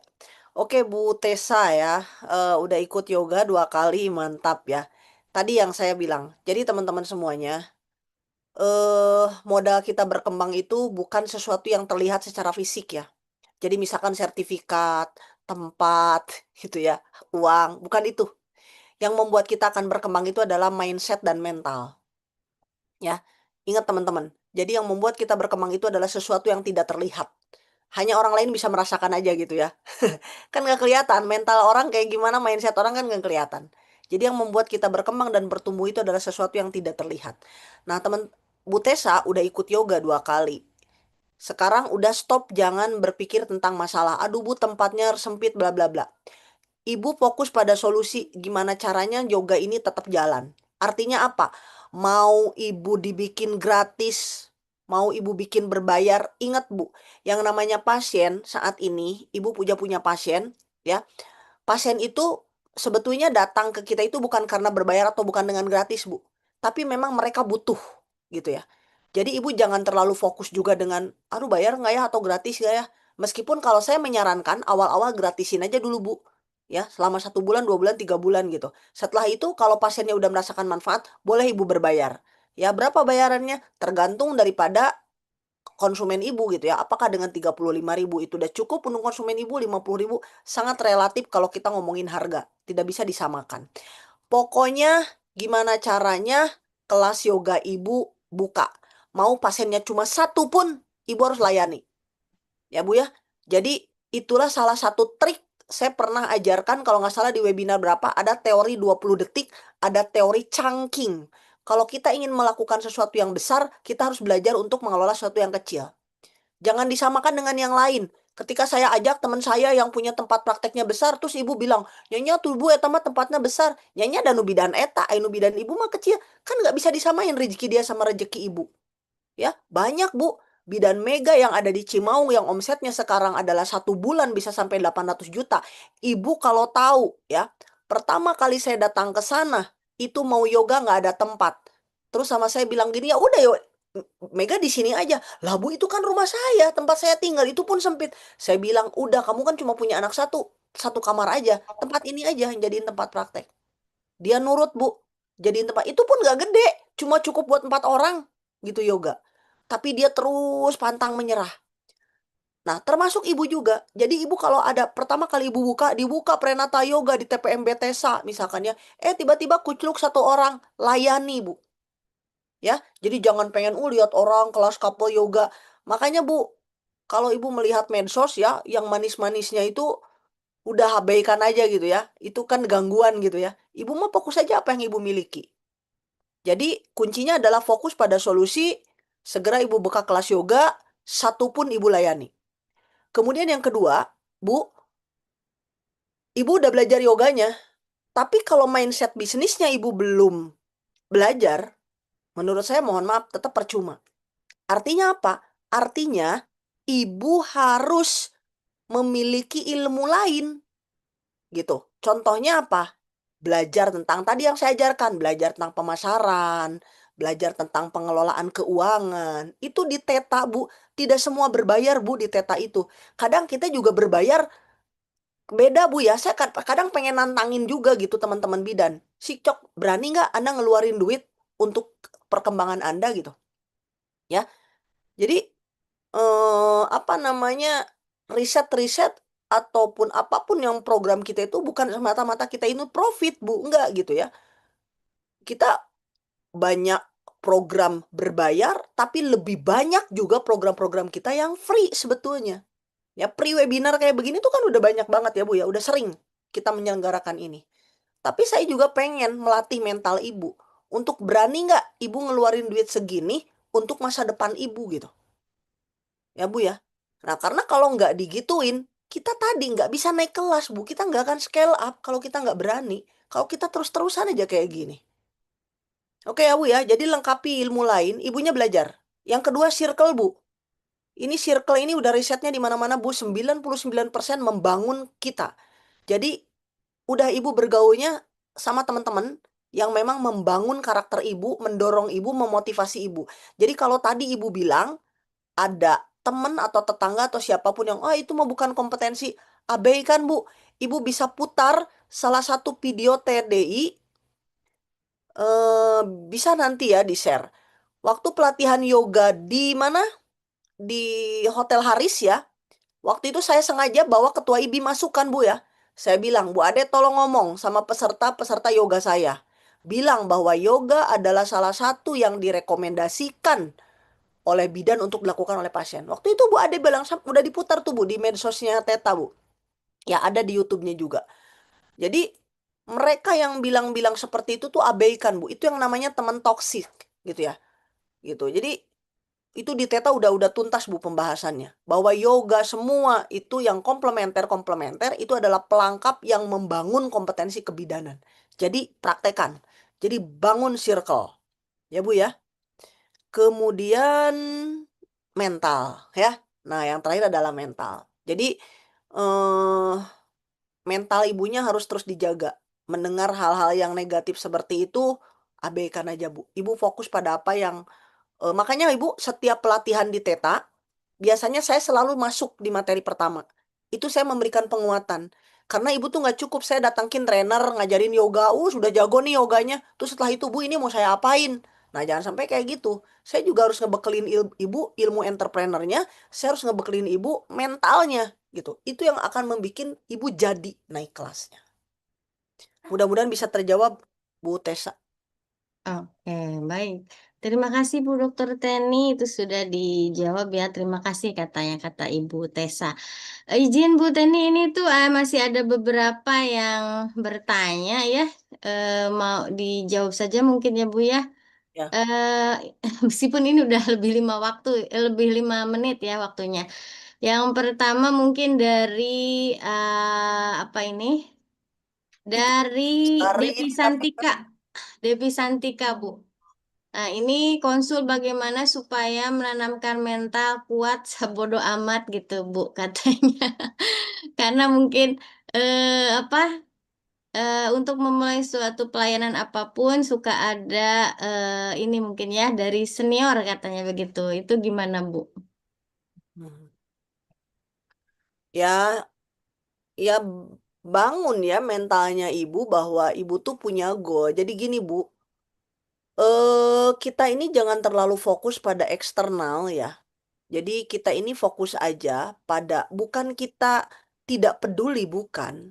Makanya kenapa ibu penting belajar di TDI ini ada kita namanya life plan Bu. Ya, kita ada workshop life plan. Workshop life plan itu bagaimana mengajari ibu membuat perencanaan hidup. Nah, kita ini akan terarah dalam hidup kita ketika kita punya perencanaan. Di life plan ini, kita juga mengajarkan cara membuat financial goal, Bu. Tujuan keuangan. Tahun 2026, apa sih yang mau ibu raih dalam keuangan ibu? Misalkan ibu pengen prakteknya nambah, ibu pengen beli rumah baru, ibu pengen apa baru gitu dan sebagainya. Itu namanya financial goal. Nah, jadi kemudian setelah itu kan, oh kita punya goal itu. Ketika kita udah punya goal itu, bagaimana cara meraih itu? Nah, itu tuh kan bisa di breakdown, Bu. Makanya kenapa orang-orang yang fokus, yang punya goal, biasanya dia memang bisa meraih goal-goal itu. Apalagi kalau saya bawa ke dalam sisi spiritual, Bu ya. Apa yang kita miliki hari ini, sebetulnya doa-doa kita 5 tahun, 10 tahun yang lalu gitu. Kan namanya takdir kan udah jadi milik kita ya, Bu ya. Sok coba. Kalau saya tuh sering, Bu ya, saya tuh buka lagi gitu, catatan saya 5 tahun, 10 tahun yang lalu. Ternyata apa yang saya dapat hari ini itu adalah doa-doa saya. Nah, makanya ibu-ibu tuh penting membuat goal dalam hidup, membuat life plan dalam hidup, sehingga hidupnya tuh terarah. Jadi saya tuh mau apa, mau ngapain, tujuan kita kemana. Akhirnya, kalau ibu sudah punya goal, sudah punya tujuan, ibu tuh udah nggak ada waktu, Bu, mikirin yang begitu-begituan. Gitu. Ya. Jadi, tadi kan saya contohkan, ketika saya mau kuliah S3, teman-teman saya tuh nanya, ngapain sih perempuan kuliah S3, bla bla bla. Saya jawab apa? Saya bilang, ya saya mau kuliah S3 ketika nanti saya udah kuliah, saya akan banyak di rumah. Ya, karena mikir saya udah ada ilmu lah. Udah, saya nggak bakalan nyari ini lagi gitu. Ternyata qadarullah kan, itu ternyata betul gitu. Ya. Nah, jadi orang mau ngomong apa, ketika kita punya goal, fokus aja. Gitu ya, jadi mungkin bahasa lemesnya daripada sebodoh amat itu adalah fokus pada goal, gitu ya. Insya Allah di Teta dibantu Bu, ya. Kalau ibu belum punya goal. Oke, baik. Baik, cukup mungkin untuk pertanyaan barusan ya. Nah, ini ini makin malam malah makin banyak yang bertanya ini. Kan begitu biasanya, jadi dulu gitu.